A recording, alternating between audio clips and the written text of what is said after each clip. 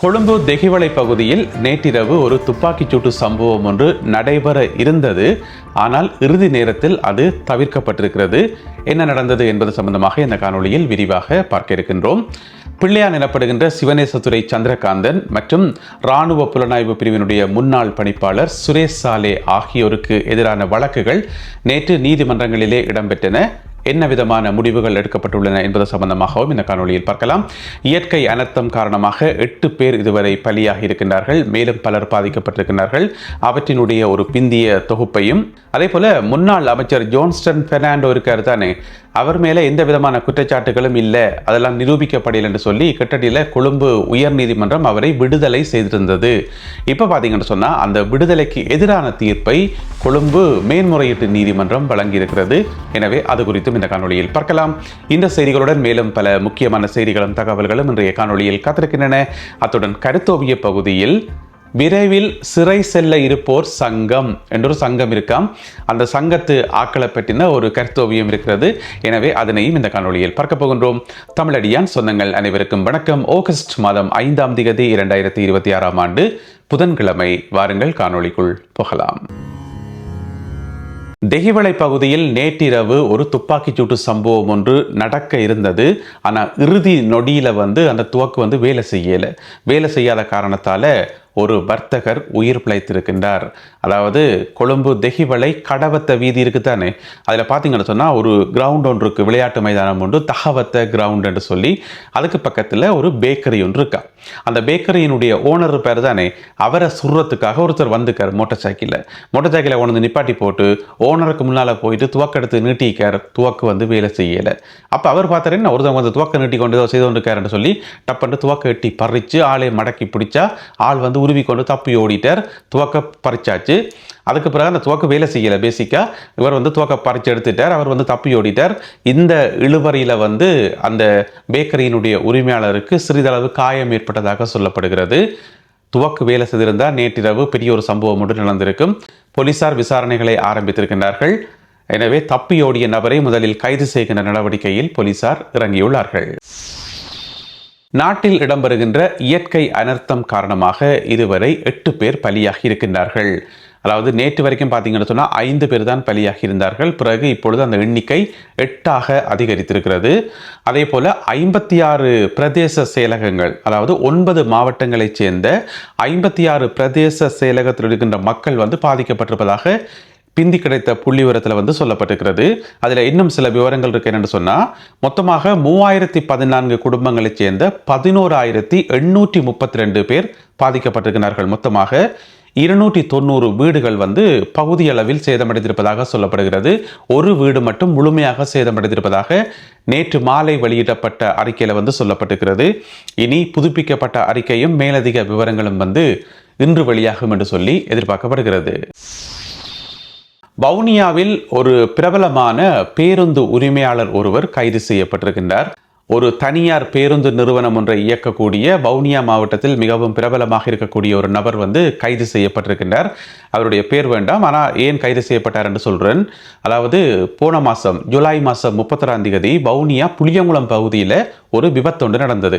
அதில் ஒரு 56 வயதுடைய ஒரு முதியவர் அவர் பாட்டுக்கு சைக்கிளில் வந்திருந்தவராம். இந்த பஸ்ஸால் கொண்டு போயிட்டு இவருடைய கம்பெனி பஸ் போய் அவருக்கு மேலே மோதி அவர் அந்த இடத்திலே பலியான சம்பவம் பதிவாகி இருந்தது. நாங்களும் செய்திகளில் அதை பற்றி சொல்லியிருந்தாங்க. அதுக்கப்புறம் பார்த்தீங்கன்னு சொன்னால் புளியங்குளம் பகுதி போலீசார் விசாரணைகளை மேற்கொண்டு வந்தார்கள். அந்த குறிப்பிட்ட பேருந்து சாரதி கைது செய்யப்பட்டிருந்தார். ஆளை பிடிச்சி கைது செய்து விசாரித்து பார்த்தா அதுக்கு பிறகுதான் போலீசாருக்கு அதிர்ச்சியே காத்திருந்ததாம். என்னென்னு சொன்னால் பஸ் ஓடிக்கொண்டு போகக்குள்ள அவர் போதைப் பொருள் பாவிச்சிருக்கார். போதைப் பொருளுக்கு அடிமையான ஒரு ஆள் தானாம். போதைப் பொருளை பாவிச்சிட்டு பஸ் ஓடிக்கார். முதலாவது பிள்ளை. 2வது தொடர்ந்து விசாரிக்க தெரிய வந்திருக்கு அவற்றை லைசன்ஸே ஏற்கனவே காலாவதி ஆயிட்டு, திகதியெல்லாம் முடிஞ்சது. அதை புதுப்பிக்கவும் இல்லை, ஒன்றும் இல்லை, லைசன்ஸும் இல்லை. போதைப்பொருள் பாவனையோட பஸ் ஓடலாமா? அப்போ அப்படி ஓடிக்கார்.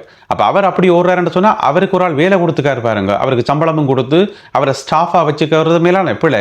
எனவே அந்த பஸ் கம்பெனியினுடைய ஓனர் இப்பொழுது கைது செய்யப்பட்டிருக்கின்றார். மிக விரைவில் நீதிமன்றத்தில் முற்படுத்தப்படுவார் என்று சொல்லி எதிர்பார்க்கப்படுகிறது. என்னென்னு சொன்னால் அரசாங்கம் போன வருஷமே அறிவிச்சிட்டது, போன வருஷமே சொல்லிடுது.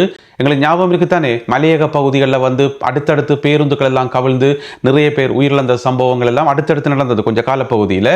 அப்பேக்கே வந்து அரசாங்கம் சொல்லியிருந்தது என்னென்னு சொன்னால், இனிமேலும் யாராவது இந்த மாதிரி பஸ் சர்வீஸ் செய்கிறாக்கள் வந்து உங்களுடைய டிரைவர் மேலே வந்து செக் பண்ணுங்க, எல்லா டாக்குமெண்ட்ஸும் இருக்கணும், போதைப் பொருள் பாவனை இருக்கக்கூடாது, அதுக்கு நீங்களாம் முழு பொறுப்பு. உண்மையில அவர்களான முழு பொறுப்பு, ஓனர் தான் முழு பொறுப்பு. எனவே எல்லாம் ஏற்கனவே சொல்லியாச்சு. அப்படி இருந்தும் கூட ஒரு போதைப் பொருள் ஆசாமியை வந்து சாரதியாக வைத்திருந்த குற்றத்துக்காக இப்பொழுது இவர் கைது செய்யப்பட்டுள்ளார். பிள்ளையான் எனப்படுகின்ற சிவனேசத்துறை சந்திரகாந்தன் அவர்களுக்கு எதிராக நேற்று மட்டக்களப்பு நீதவான் நீதிமன்றத்தில் வழக்கு இடம்பெற்றது. இதன்போது பிள்ளையான் அவர்களுக்கு பிணைக்கான கோரிக்கை முன்வைக்கப்பட்டது. பிணை மறுக்கப்பட்டிருக்கிறது. அந்த வழக்கு வந்து இந்த மாதம் 18ஆம் தேதி வரை ஒத்திவைக்கப்பட்டுள்ளது. ஆகஸ்ட் மாதம் 18ஆம் தேதி வரைக்கும் ஒத்திவைக்கப்பட்டிருக்கிறது. நீதிபதி யாருன்னு பார்த்தீங்கன்னு சொன்னால் நீதிபதி ஏ தர்ஷினி அவதான் நீதிபதி. அவதான் இந்த வழக்கை வந்து ஒத்தி வச்சுக்கிறா. பிள்ளையான் வந்து நேரடியாக மட்டக்களப்பு நீதவான் நீதிமன்றத்துக்கு வரையில அவர் வந்து இணைய வழி ஊடாக ஜூமுக்களால் வந்து சாட்சியங்களை வழங்கினார் என்று சொல்லி சொல்லப்படுகிறது. அதாவது விசாரணைகளை எதிர்கொண்டார் என்று சொல்லி சொல்லப்படுகிறது. என்ன கேஸ்ன்றது உங்கள் எல்லாருக்குமே தெரியும். மட்டக்களப்பு மாவட்டத்தில் 2008ஆம் ஆண்டு அடுத்தடுத்து 5 பேர் கொல்லப்பட்டிருந்தார்கள்.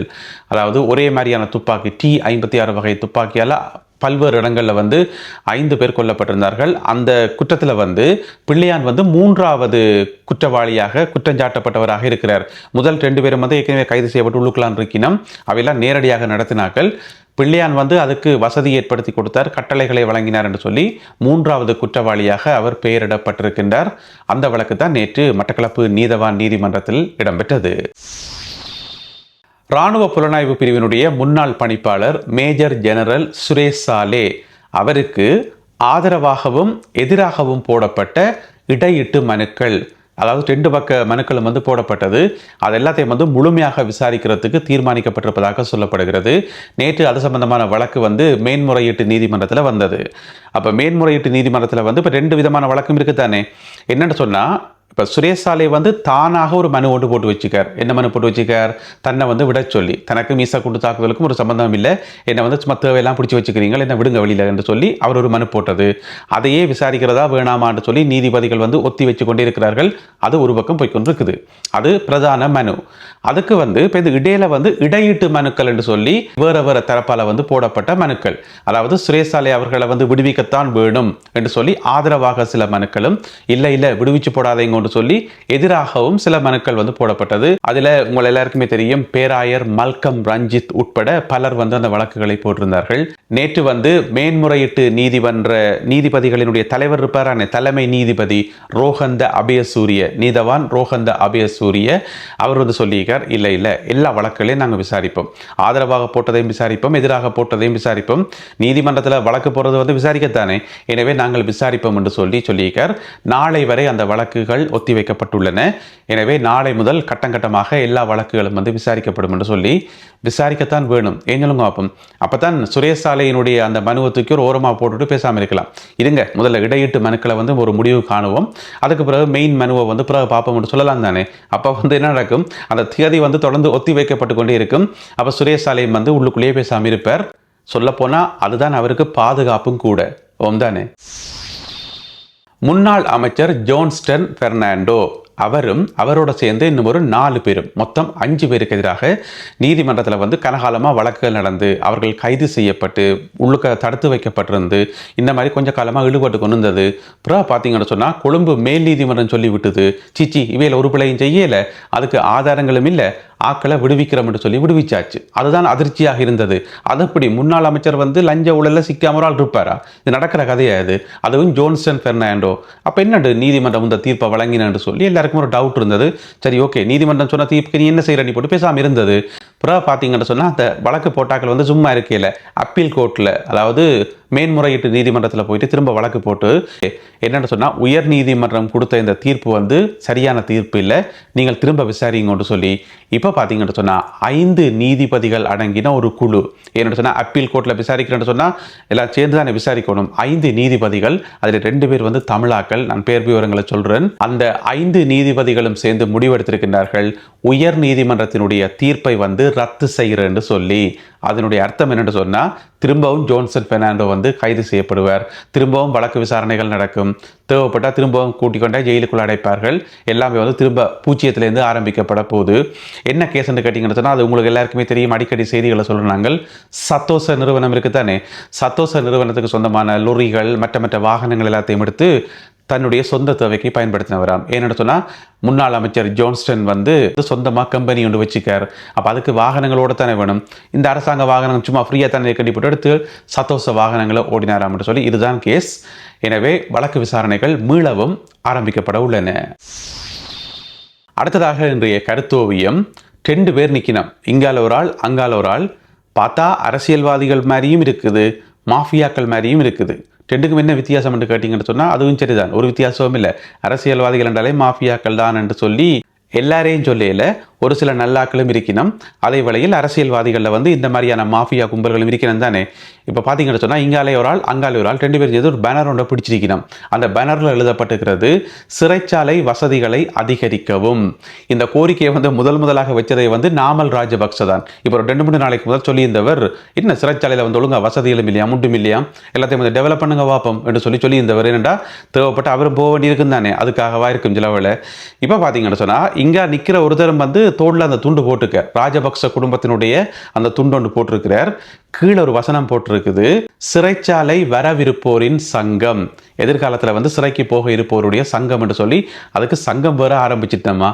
எனவே இந்த ஒரு கருத்தோவியம் மற்றும் இன்றைய காணொலியில் பகிர்ந்து கொள்ளப்பட்ட செய்திகள், தகவல்கள் தொடர்பான உங்களுடைய கருத்துக்களை மறக்காமல் கீழே எழுதுங்கள். மீண்டும் சந்திப்போம் உறவுகளே. நன்றி, வணக்கம்.